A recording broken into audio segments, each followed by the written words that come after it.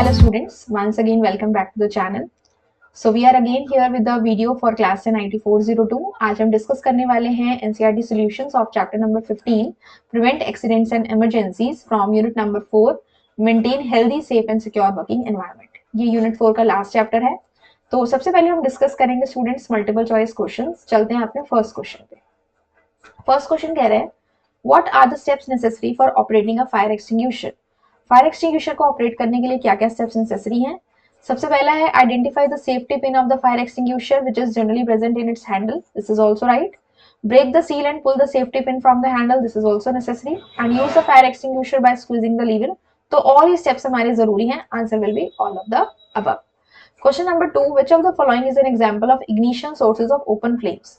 Open flames जो होते हैं उसके इग्निशन सोर्सेज मतलब जिस वजह से आग लग सकती है, तो क्या एग्जाम्पल है इनमें से.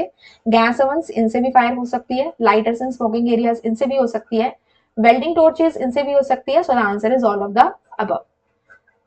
Third question, in fire classification all liquid grease and gas material किस क्लास के अंडर आते हैं. फायर की क्लासिफिकेशन 4 कैटेगरीज में होती है. आप यहाँ बुक में देखो, आपको यहाँ पे दिया हुआ है पेज नंबर 253 पे class A B C and D.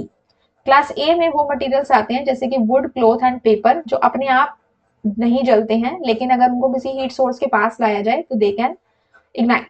Class B material में आते हैं लिक्विड, ग्रीस एंड गैस, जो हमसे क्वेश्चन में पूछा गया है, तो ये होगा आपका क्लास बी. जब इनको इग्निशन सोर्सेज के पास लाया जाता है तो ये बहुत जल्दी कैच कर लेते हैं फायर को.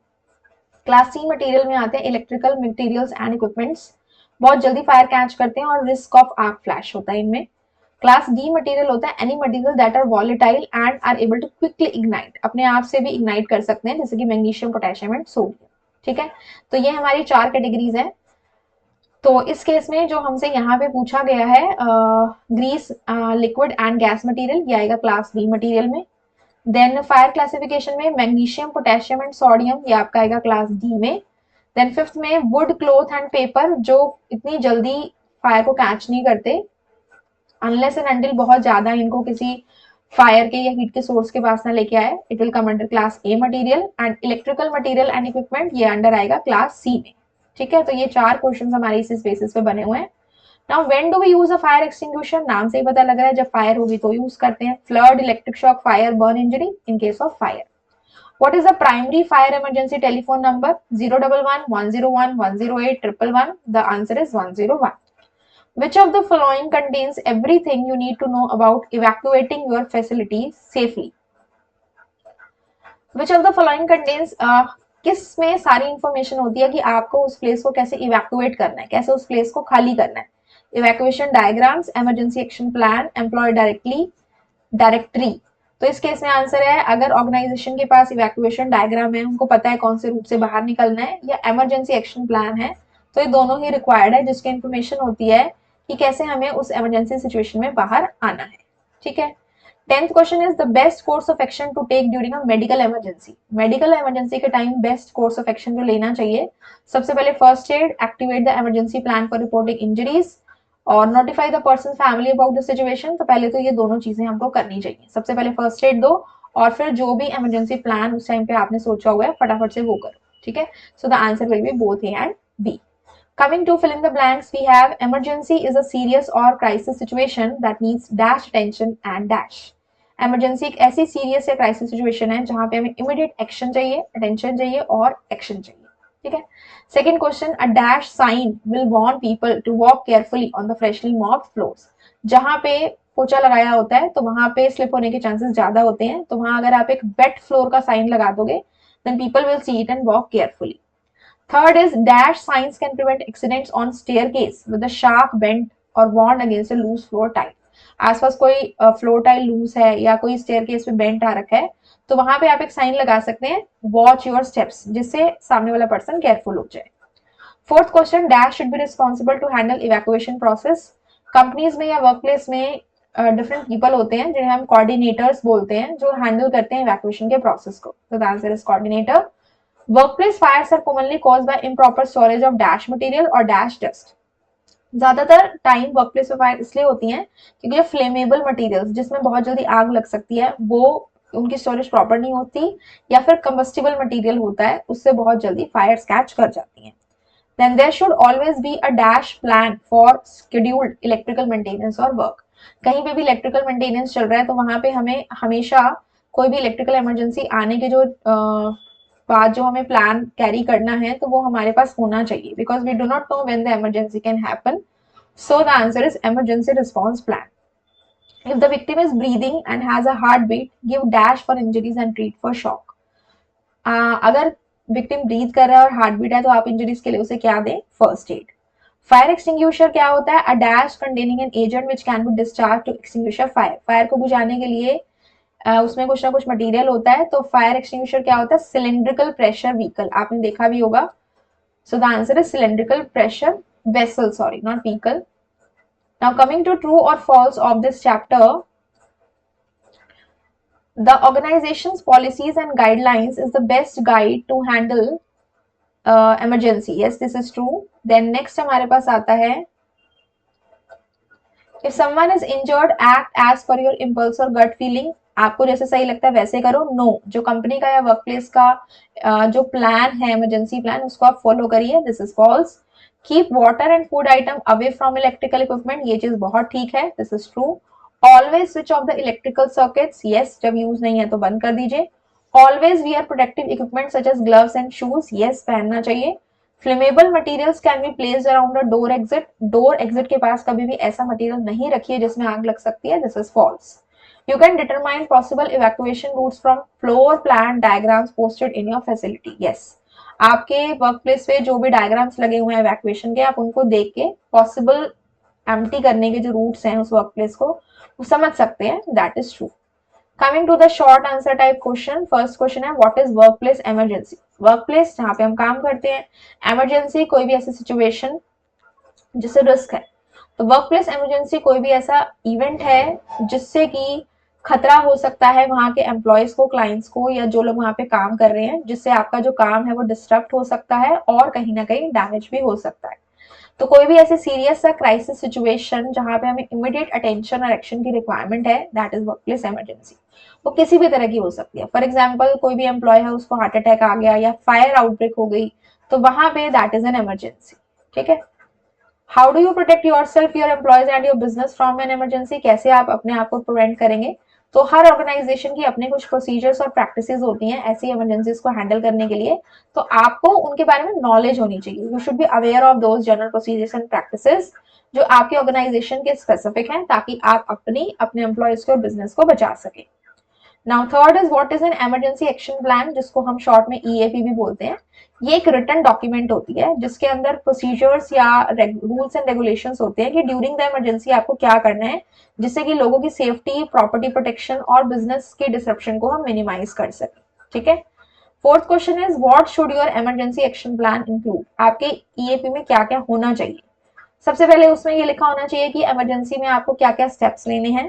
दूसरी चीज, उसके अंदर बाहर निकलने के डिफरेंट रास्ते होने चाहिए. तीसरी चीज, पता होना चाहिए उस प्लान के अंदर कि इमरजेंसी में किसको कांटेक्ट करना है.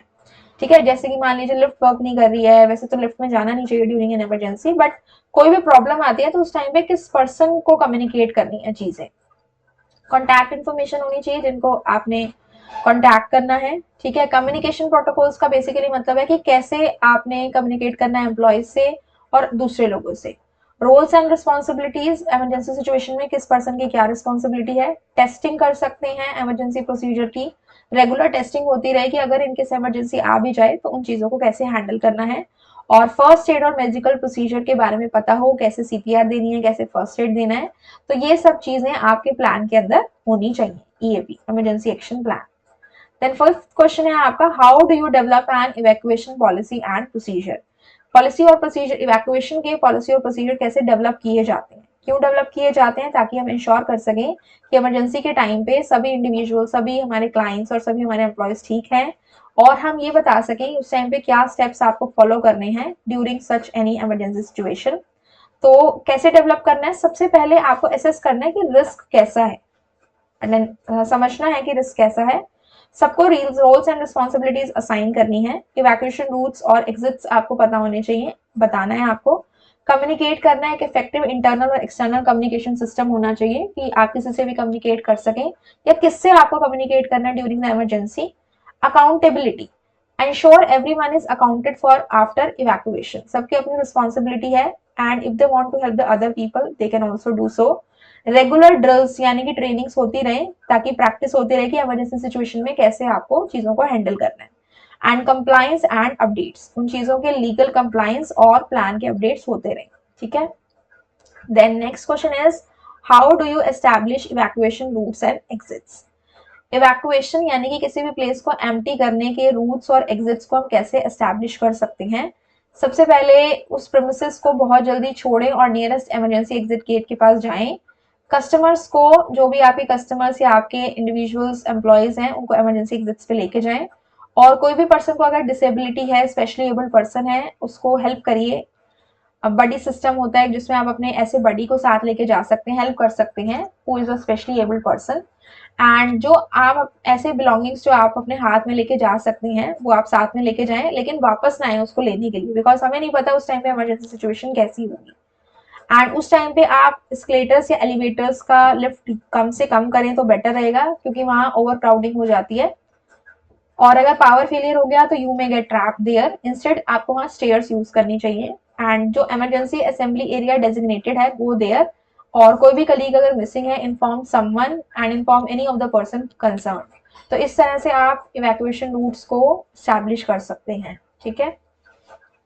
Next is what are the various types of fire extinguisher and their extinguishing material. तो बेसिकली इसमें आते हैं हमारे water, CO2, dry chemical powder, carbon dioxide, mechanical foam and ABC dry powder. ABC का मतलब होता है ये वो फायर एक्सटिंग्विशर होता है जो क्लास A, क्लास B और क्लास C टाइप की फायर को हैंडल करने में आप यूज करते हैं। इन तीनों के लिए यूज हो सकता है, ठीक है। ये different types of fire extinguisher के नाम है और ये इनके मटेरियल भी हैं। तो जो इसके मटेरियल है वही उसके बेसिकली नाम है। ये class A, B, C, D type of fire है। क्लास ए के लिए वाटर, CO2 वाला सही है और बाकी ड्राई केमिकल पाउडर और कार्बन डाइऑक्साइड वाले नहीं सही है। मैकेनिकल फॉर्म और ABC ड्राई पाउडर को आप यूज कर सकते हो। देखो ABC ड्राई पाउडर जो है वो चारों में ही आप यूज कर सकते हो।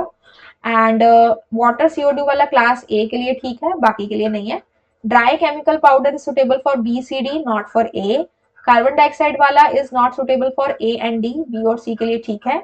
और मैकेनिकल फॉर्म वाला जो फायर एक्सटिंग्विशर है it is suitable for A and B, not for C and D, ठीक है। Question number 8, what are the steps for operating a fire extinguisher. ये MCQ का बिल्कुल फर्स्ट क्वेश्चन है, तो वही आपको स्टेप्स लिखने हैं। सबसे पहले आपने फायर एक्सटिंग्विशर की सेफ्टी पिन को देखना है, जनरली वो उसके हैंडल में प्रेजेंट होती है। सील को ब्रेक करना है और सेफ्टी पिन को पुल करना है हैंडल में से। देन लीवर से स्क्वीज करना है, जहां से उसमें से जो भी मटेरियल है वो एक्सटिंग्विश होगा और आप उसे साइड टू साइड मूव करते जाइए उस एरिया पे जहां पे भी फायर है, ठीक है। ये स्टेप्स हैं इसके। Question number 9, compare the different types of fire extinguisher. अभी हमने नाम भी कुछ पढ़े। सबसे पहला होता है water extinguisher, class A fire के लिए होता है। ऑर्डिनरी फायर जैसे होती है पेपर से, वुड से या क्लोथ से हो जाए।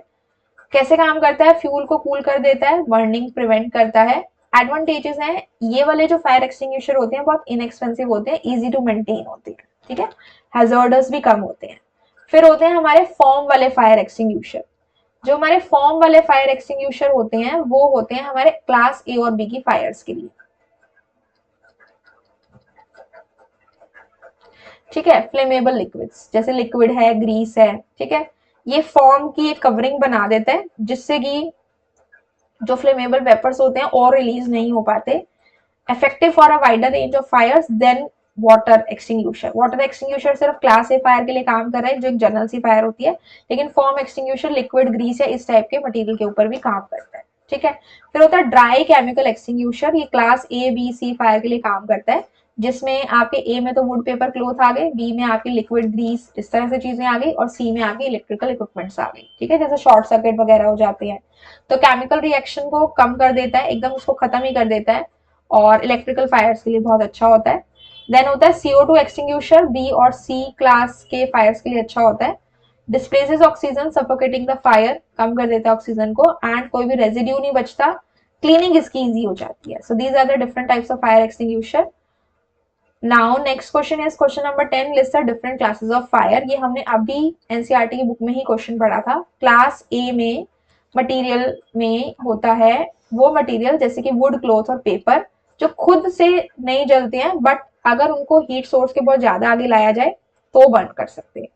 क्लास बी मटेरियल में सारे लिक्विड आ जाते हैं, ग्रीस एंड गैस मटेरियल, जब उनको किसी इग्निशन सोर्स के पास लेके जाया जाए तो वो बर्न करते हैं, जिससे फायर होती है। क्लास सी में इलेक्ट्रिकल इक्विपमेंट्स और मटेरियल्स आ जाते हैं। क्लास डी में ऐसे जो बहुत वॉलेटाइल है, जो बहुत जल्दी फायर को कैच कर सकते हैं, ठीक है, मैग्नीशियम, पोटेशियम एंड सोडियम।